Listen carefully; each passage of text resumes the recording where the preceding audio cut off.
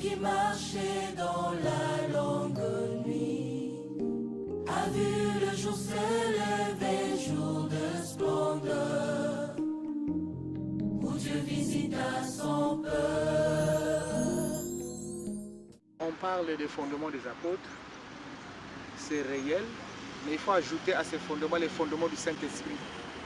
Parce que le Seigneur Jésus-Christ, quand il apparaît, il donne les clés à Pierre et il le transforme en une pierre sur laquelle sera bâtie l'Église.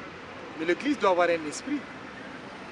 Donc, à côté de la pierre, il fallait l'esprit. L'esprit, c'est le Saint-Esprit.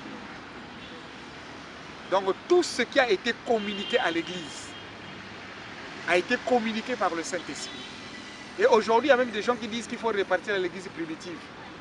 Non, l'Église primitive, on ne peut pas répartir là-bas.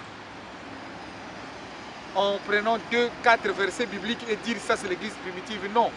L'Église primitive, c'était l'Église du Saint-Esprit.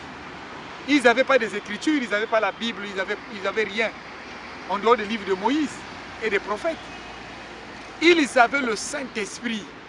Si vous voulez que l'Église primitive, si vous croyez qu'elle doit être là, vous devez répartir à l'écoute de ceux qui ont le Saint-Esprit. On écoutait Paul parce qu'il le recevait.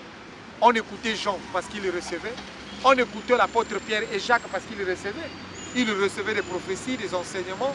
Ils recevaient des mystères. Donc l'église primitive, ce n'est pas le balancer 2, 3, 4 versets bibliques et dire que vous êtes l'église primitive. Non.